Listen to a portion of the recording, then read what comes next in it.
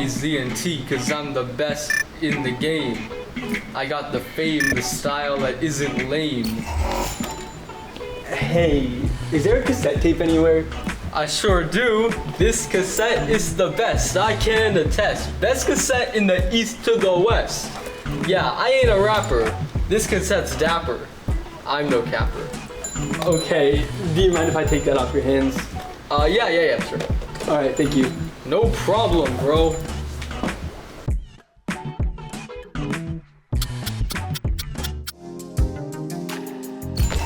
And this is this week's Closet Classics.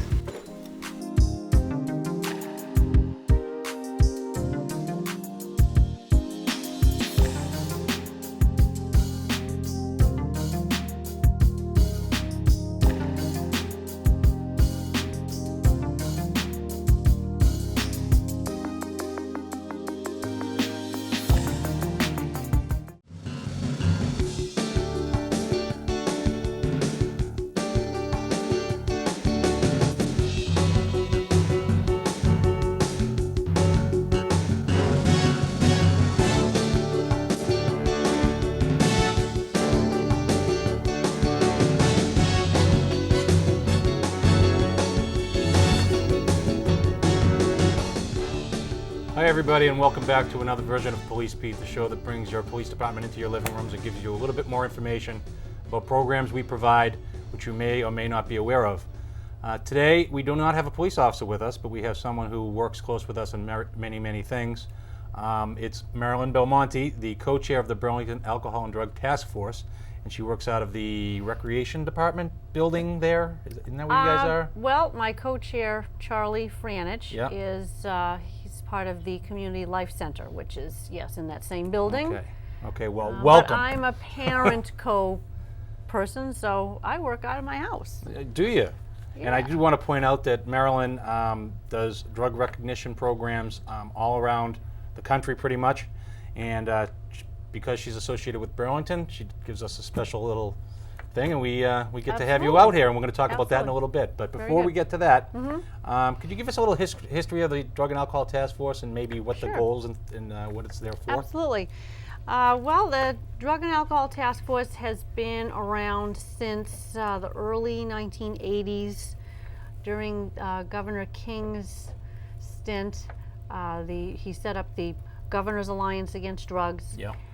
Back in the early 80s, and we were one of the very first towns in the state of Massachusetts to join them by putting together our own volunteer coalition. So it's volunteer, most of the people. Yes, it's Although volunteer. Charlie works for the town? Well, a lot of the people who volunteer their time for the task force work for the town. For example, you work for the town, but you volunteer some time and Right. come to the meetings, Right. and so you're still a volunteer in that capacity, in the task force capacity. And your treasurer is actually a member of the police department, which is Absolutely. Sergeant Greg Skian. Is the treasurer, right? We have quite a few officers from the police department that that come in from the DARE department and the YSO. Right. Tom Fournier also comes in, and when he's able to make the meetings, we meet we meet approximately. We're trying to actually add an extra couple meetings in, but it's about every other month. Oh, okay.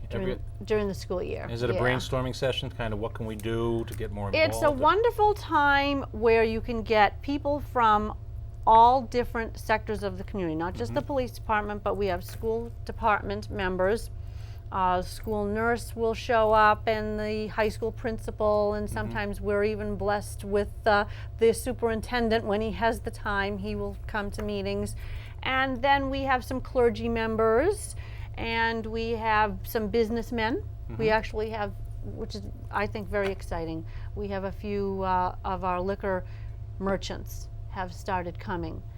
Is that recently? Yes, that's recently. Wonder and the why. the nice thing is that we did help the police department get the compliance testing, Right. liquor compliance testing going. And the good news is that they, in turn, want to join us and help.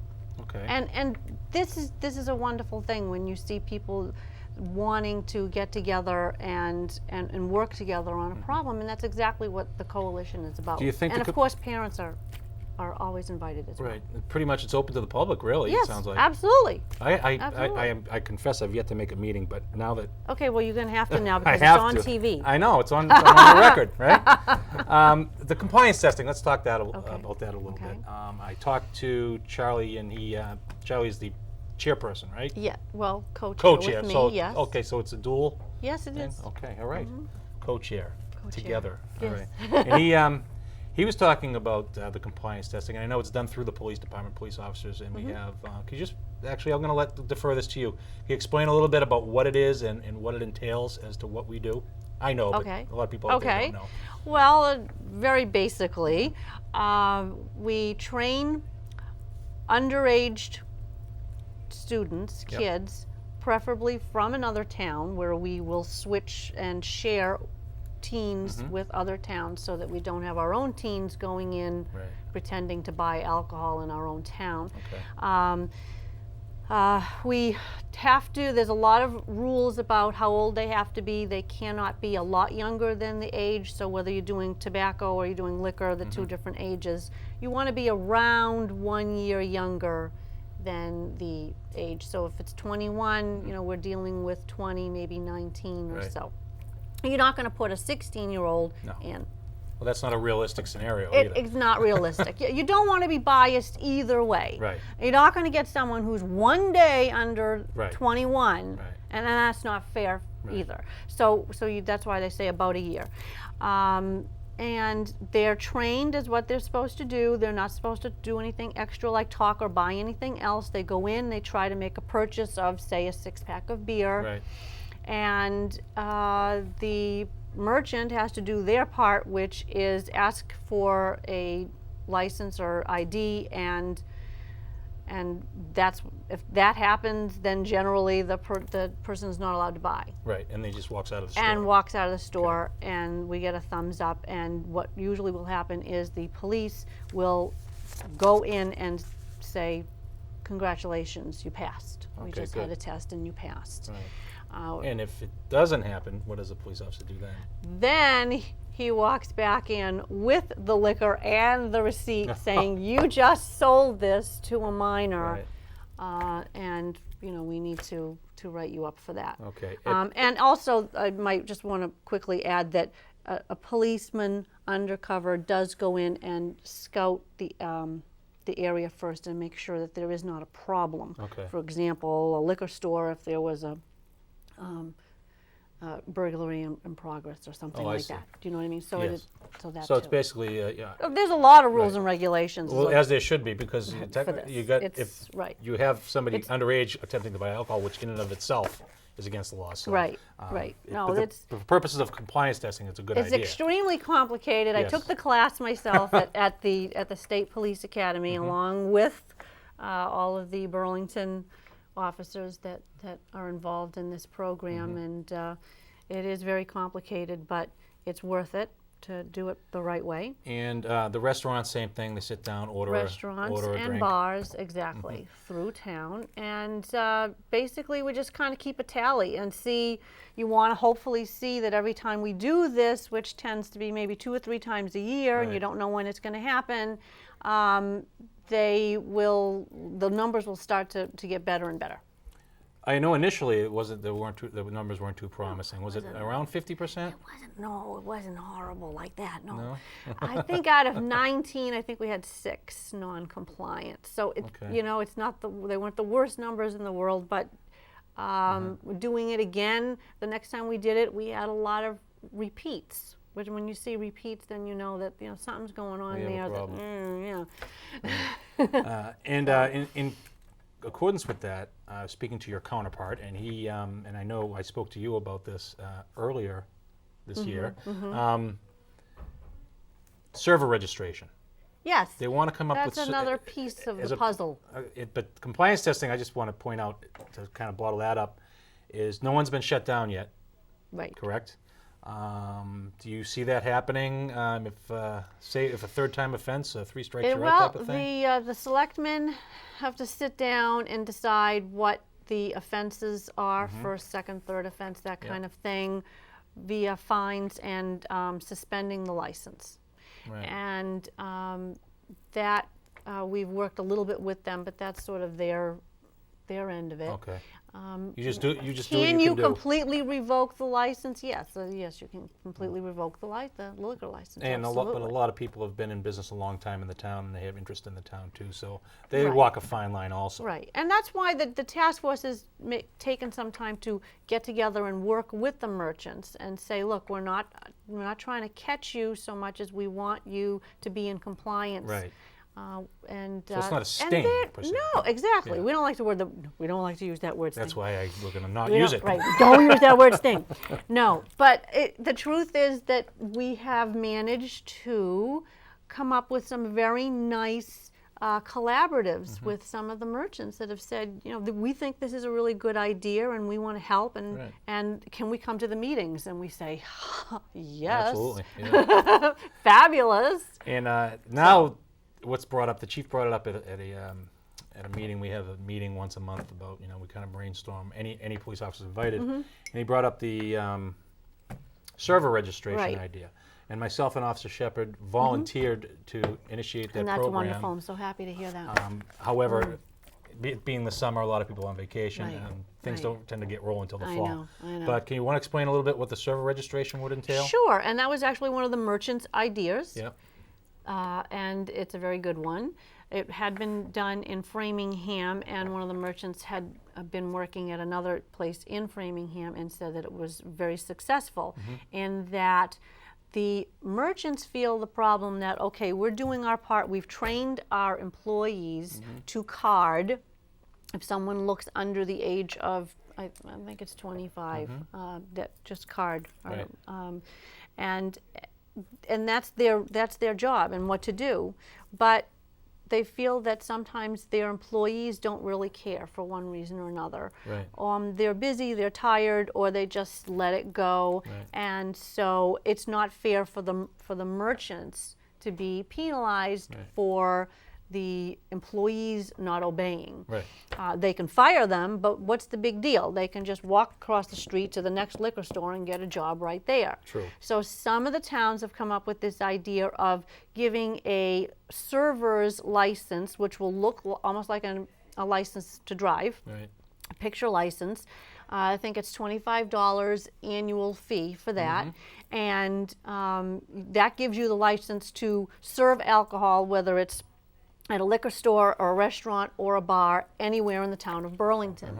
And if you are caught in a compliance test and you fail, not only will you get fired, but that license will be revoked. Okay. And now you cannot get another job in our town. In our town, correct. Right. Now you can Which go, is all we can do, really. Right, right. Now you can go to the next town over, but what happens is when these good ideas start to happen, they spread. Just like the bad stuff spreads, Yeah. but the good stuff can spread too. Yeah. And we as the coalition would say, hey, Wilmington, are you interested in putting together a server's license program? We can help you get it started because we've just done it. Right. And then it starts to spread.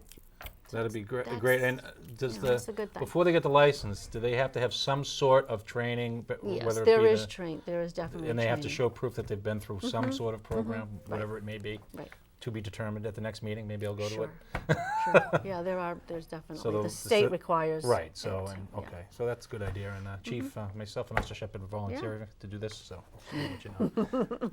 Chief lives in town, so he gets BCAT, so he sees Yeah, this. he's on vacation right now, but he's going to see it. He's gonna see it. When It'll be it's running aired, next month. that's when it's aired, then he'll Absolutely. see it. Okay. Okay.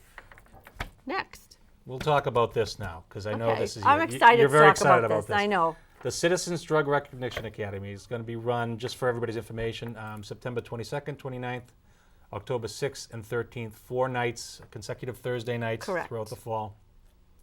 And it's free. It's a It's free. educational program for the whole community, Right. for the And adults. Let's in the talk about it. community. Okay. Give me some background on it. And this is stuff that you go around the country and do. This absolutely is. And, This program, for if you Burlington. see, yes, it's free for Burlington only. No, yes, it's true. But if you see any of these hanging in the town hall, the post office, take a minute to look at them. I also have these flyers that will be going home with the school kids. Excellent idea. So hopefully Excellent idea. you will also see the press release and in the newspapers. Keep an eye out for that. The program basically is to educate the adults in town. Right. They don't necessarily have to be parents, but I'm really hoping to get a lot of parents, but they do have to be adults. I don't want kids. I don't want Well, of teenagers. course you don't. Not my material that I'm going to be showing. I don't really want kids to see. I don't blame you. We don't have to get into exactly why, but Yeah. the idea is that parents have a lot more power to stopping drug abuse than they realize. Oh yeah, absolutely. Oh, you know this, I know. Yeah. But most parents, and it's understandable why they don't, because most parents say 10 times a day, pick the socks up and put them in the hamper. I mean, I know I say it. You know, Been the there. walls are listening to me better than you are. You know, hello, wall. You talk to your blue in the face, and you wonder, are they listening? Are they paying attention? Right. But the amazing thing is that year after year, survey after survey, and there are so many of them I can't even count them. There are national surveys that come out of NIH and the CDC and the White House policy on drugs. You know, there's just surveys that come out of universities, and there's our local state surveys, the youth risk behavior surveys that are done in the schools, and every single year, every single time they ask kids if they do drugs, if the answer is no, why don't you do drugs? Right. Overwhelming, the answer is always because my parents will kill me. Because of my parents. Not because they're worried about dying, because teenagers don't worry about No, they're dying. going to live forever. Right, They're immortal. right, right. When In you their get own when you get minds. to be our age, you start watching what you eat, you know, because we're starting to worry about our cholesterol. No, they're not at that stage yet. Right. The number one overwhelming answer is always the fear of losing your parents' respect and love, the disappointment, you know, that their parents would have. So to me, what I see when I see that, I say, my gosh, these kids are literally handing us the key. Here's the key to the problem. Right. Here's the key to the solution, and giving it to us, putting it right in our hand, and what are we as parents going to do about it? Right. We can put it in our back pocket and say, gee, thanks, I'm glad that you gave it to me, but not use it, or we can really use it. And how can we really use that power? Best way to do that is education, because I think education is power. Right. Well, we've been educating the kids through DARE, through Rad Yes, Kids, we have. for years. Years. And The we've been police has done a wonderful job doing And that. With the schools. and the health programs at The health department and the schools have done a wonderful job. But that's only half the problem. That's you got the all- parents. That's right. know? Exactly. And gotta we train have them now. a lot. I mean, think about it. We've got the DEA, we've got customs, we've got a lot of people working on the drug problem in Right. the United States. Right. And what we need now is the most important people working on the drug problem in the United States, and that's the parents. Absolutely. Because our kids are telling us that we have the power to stop it, and we need to now jump on our soapboxes and do this. The recognition course is 4 parts, because there is a lot of material that I want to cover. The first session, and if you can't make all of the sessions, don't worry about it. Right. We'll probably run it again, and then you can make up the session that you missed. Right. But do sign up even if you have something else going on one of those nights, please. The first session is plant-based and traditional drugs. And if you think, oh yes, I know everything about pot and cocaine and marijuana, I can assure you that you will walk out of that class saying, oh, I had no idea. And it's true because, again, and I talked to you earlier this year, we were talking about, we all grew up in the quote-unquote 60s and 70s. Yeah. Oh yeah. the We think drug years. we know it all. Yeah, and it turns out that Our generation not only thinks are we know. there much more drugs, they're more affordable now, Right. and they're also changed. stronger. They've right. Right, they're The- very strong. Right. So The drugs that were around when we were kids on the street seeing are a lot more potent now. Yeah. So there's huge differences and what we may think our kids would be up against. It's a big difference. The second session is on prescription drugs and over-the-counter drugs. Survey in OxyContin. May recently, yes, came out stating that nationwide 1 in 5 teens are abusing prescription drugs. That's more than are abusing heroin and cocaine and Like LSD. Go into and- mom and dad's medicine cabinet. Sure. And it's like the Sure. liquor cabinet. You know? Sure. You put a lock on that. Because they're prescription drugs, and even the over-counter drugs Right. that you can just buy in CVS, kind of type of place. These drugs the children perceive as safe because they are, either prescribed by a doctor or Right. mom's has them in the medicine cabinet. Right. So the deception of safety Right. is making a lot of kids turn to those drugs instead of the traditional plant-based drugs. So we need to address that. There's a big trend towards that, and we need to stop that very quickly because those drugs are just as Right. dangerous. And a lot of times, if a parent has something right in front of them, and you see it every day, you really don't. No. Recognize it, you're used to it. I talked to one mother who said she walked in on her 19-year-old daughter injecting heroin in her arm in her bedroom. She just walked into her bedroom and caught her. And she had no idea that she was doing drugs, Yeah. and found out afterwards that she had been taking OxyContin all through high school. And that's how they get hooked on the Right. narcotic, Right, and then they switched to heroin, which is cheaper. which is cheaper, exactly. However, if she had any idea of what the eye clues were and some of the physical symptoms, even if she didn't see the drugs or the drug paraphernalia, she might have picked up on the physical symptoms had she known. Right. And that's what this course is going to give you, not just what the drugs look like and what the paraphernalia looks like. Because probably the least thing you're going to see is the drug. You might run across some paraphernalia, but you are definitely, if your kids are using drugs, you are going to see physical symptoms. The eyes are the windows to the soul, and they will show you exactly what the kids are experimenting with. Good point. So, And then you have. and then I have club drugs on the third session, which is fascinating, absolutely fascinating. Most people don't know too Can I much ask you about a little it. question about club drugs? This was the big thing about 3 or 4 years ago. The kids were on the club drugs, the ecstasy, this and that. It was the so-called safe drug until people started dying of it. Right. As was cocaine way back when. Exactly. And, marijuana Well, wasn't when addicted way back when then. it's new, it hasn't killed anybody yet. Right. Right. So, is that as big a problem as it was 3 years ago? It's just not getting the press because it's more. Well, national statistics say that ecstasy is on the decline. However, it's on the incline still in Massachusetts. Oh, lucky us. So, okay, so that's very relevant. So it's very relevant. Right. And it's not just ecstasy in here. Right. There are a lot of analogs, kissing cousin drugs Right. to ecstasy that are being sold as ecstasy. And I will go through why someone would try to sell a drug that's not what it is, but use the name. Why am I going to sell something it's not ecstasy? Well, the kids want ecstasy. Right. However, if I can sell you something that's a kissing cousin analog that might give you close to, maybe not the same exact effects, but close to the same effects, that I can get away with it.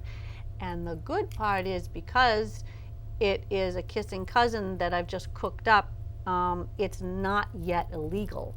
So if the nice police officer grabs me and grabs the evidence, grabs the pill, sends that off to the lab, Right. and I go to jail, I know I'm walking, because the report from the lab is going to say no known substance, no controlled substance. Right. And that's what pushes the designer or club drugs. Right. They are just as crafty as we are. I mean, they try to stay one step ahead of us, That's exactly it. and sometimes That they is succeed. that's what drives, club drugs. I like to use designer drugs more than club drugs, but people respond more to the word club drugs. But we can get into that, and I guarantee you that session is absolutely fascinating. All of Okay. them are, but I might show up for that. you have to. Very fascinating. And the last one is drug-facilitated sexual assaults, which to me is one of the most heinous crimes. sexual assaults are anyway, but what I try to teach, and not just for parents, teaching them to protect their children from this, but when I'm dealing with police officers and with ER nurses, very often the assault is not recognized because the drugs that are being used have an amnesia effect, and so it takes a few days, sometimes 1, sometimes 3 days, depending on the drug of choice, And with that thing, for the memory to come back. And the more time that goes by, evidence is being washed away, and the most important evidence is the fact that the drug itself is being urinated out of the system, and if you can't find it in the victim's system. Well, I think the big thing with this was prevention. We teach in DARE in 8th grade. We go over with the health teachers. Because, Absolutely. We have a unit on that, and it's just that people just think, they say the roofies and a lot of talk, but it never happened to me. But it can happen to you without you even knowing, leaving your drink alone. That's right. I'm not going to teach your whole class for you right now. Oh, okay. Well, you could help me teach it sometimes. Sounds like you're actually, knowledgeable with this, we and have been doing it. That's good. In the 8th grade, just before they get into high school, for obvious reasons. Absolutely, because of the parties and the dances, and sure, I've had stories where a girl was picked up to go to a high school dance, and the boys never really planned on going to the dance. They put something in her soda and just drove around, taking turns assaulting her, and then they just dumped her on her front lawn.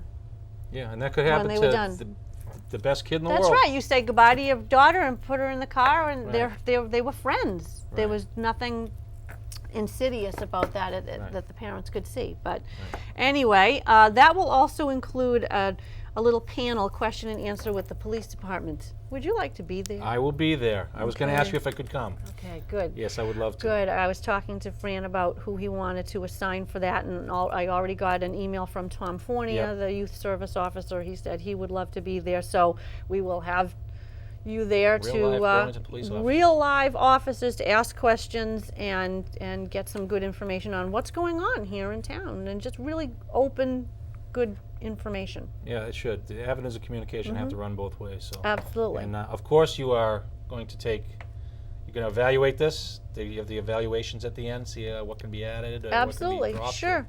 Yes, Nothing can we be will. dropped. No, everything can be added. Everything wonderful, wonderful. But no, I always like to get some feedback from parents and see what they think about that.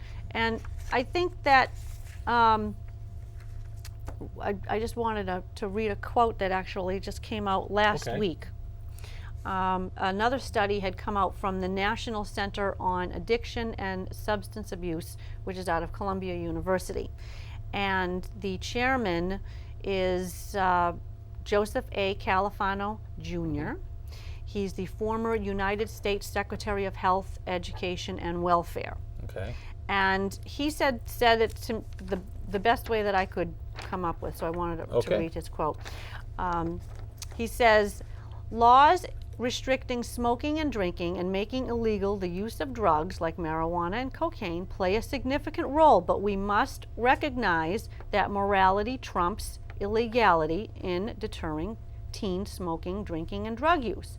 Parent power, and I love it, there you go. I said it how many times? Parent power, empowering parents, is the most effective way to discourage teen drug use.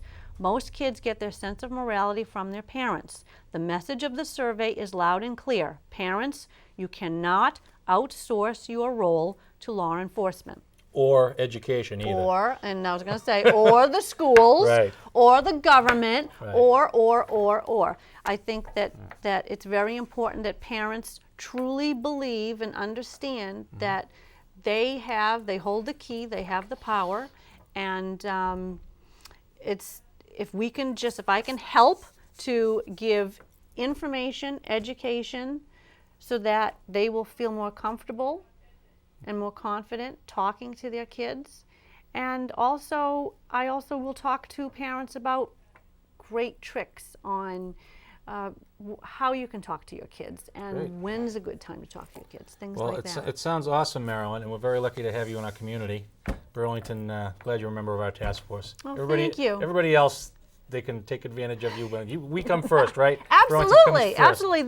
This program is brand new. I designed this, and you'll be the first community to try it out. I have a couple other communities lined up behind us, already have dates booked, Okay. but Burlington comes first. All right, well, I appreciate your time. Again, inside joke. And we'll get together. We'll get together later in the year to Yep. discuss what's going on with Okay. the task force. Great. Okay. Excellent, thank you very much. Absolutely. And you're subject to recall, just like all my guests. Oh, absolutely. That's been another version of Police Beat. I just want to say real quick before we go, to register for Maryland's Citizens Drug Recognition Academy, if you're a parent or an adult, send your name, address, age, and phone number to Marilyn@drugabuserecognition.com. That's Marilyn@drugabuserecognition.com. Or you can call 781-572-1478, and plenty of room available. Would love to have you. She'd love to have you. Thank you. All right, thanks a lot for bringing us into your living room for another version of Police Beat, and we'll see you next time. Thanks a lot.